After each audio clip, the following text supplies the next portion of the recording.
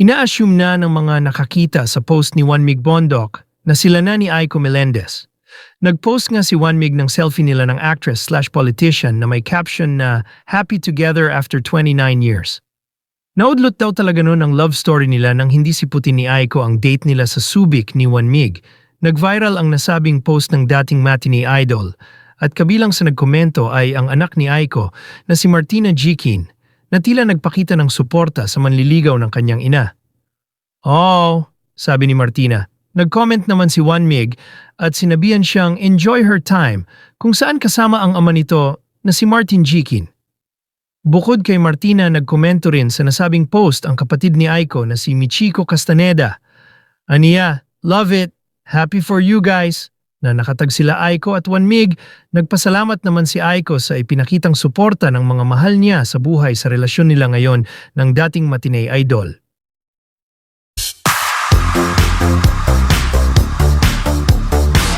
Panalo sa eleksyon si Juan Mig Bondoc sa mga anak ni Konsehal Aiko Melendez. Boto. In Botong fairness. boto. Ano masasabi mo? Happy to, sabi nga niya sa IG, happy together after 29 years. 29 years. Oo, grabe. Tapos eto na si Martina, napakaw. Tapos pati si Michiko, nakapatid ni Aiko, talagang, naku, good luck. Happy for you Anak nila ni guys. Jom, boto rin, Oo, di ba? iba At saka, din.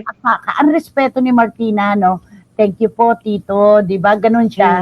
Thanks po, Tito. Nakakatuwa, di ba? At saka deserve naman ni Aiko yan, Nay, di ba? After naman ng kanyang mga 29 pinagdaanan years, nila. may ganun pala yung babalikan, ano? Bakit ang Oo. hindi kung sila magkatadhana? Saka alam mo, magkakasundo si Aiko at si Juan Mig sa pagiging OC nila. Malinis sa bahay pareho. Napaka-organisado si Aiko. Napaka-organisado. Lalo naman si Juan Mig. Palibhasa, anak mayaman. Di may sariling international school ang pamilya niya, di ba? Diba? Alam mo, na-interview ko siya sa Avalon nung nag-kokondo pa siya. Yung lahat ng sapatos niya, may kani-kanyang lalagyan, wala kang makikitang dumi. Yung mga koleksyon niya ng Matchbox, naku, nakakanayhay talaga, maayos na maayos, ang linis-linis. Magkakasundo sila. Parehong OC2 eh. Di ba? Nakakatuwa. Nakakatuwa. Grabe. Eto, teka, magtingin tayo ng ano ba yung mga komento dito. Akala nga ng karamihan, di ba, Nay, sila na, pero hindi pa daw po. Hindi pa daw po. And then, sabi nga ni Aiko, mabagal daw eh. Sabi ni Wating-Wating, nanay, kahit po ako, boto ako kay Juan Mig Bondoc, kahit saan mo siya tingnan, gwapo talaga, wala akong reklamo sa anggulo. Samantalang yung isa, ang gulo-gulo ng angle. Ayun. Sino ba itong isa na to? Palagay ko yung achuchuchu. Di ba? Ito ay patunay ng, sa likod ng mga plataforma, ang respeto at loyalty na nabuo sa pagitan ni Aiko at Juan Mig sa loob ng maraming taon ay naipasa na rin sa susunod na henerasyon. Isang malaking plus factor ito para kay Juan Mig dahil nakuha niya ang boto, ang tiwala ng mga taong nakakakilala at nagmamahal kay Aiko. Pinakamahalagang boto, sabi ni Miss Nags ng Belgium.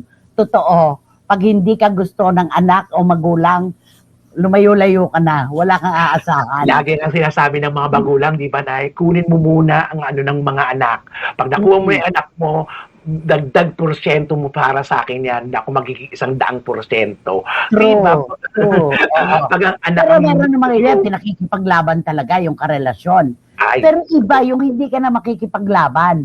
Yung boto ang magulang, boto ang mga anak. At nandun, medyo naging ano nga si Juan Mig ngayon lumusog.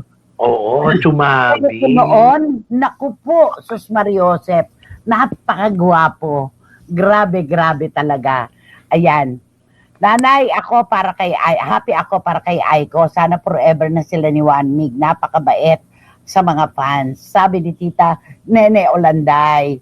Ang daming natutuwa ako nung unang bugso ng ating paglalantad tungkol sa pagkakamabutihan ni Juan Mig sa ni Aiko. Puro positive. Hanggang ngayon, puro positive talaga, no? Correct. Deserve talaga nila yan. Deserve. Wala pang pag-amin. Pero ang dami ng boto Panalo na sa eleksyon talaga itong si Oo, Juan Miguel. pasasaan, magiging victory yan. Okay.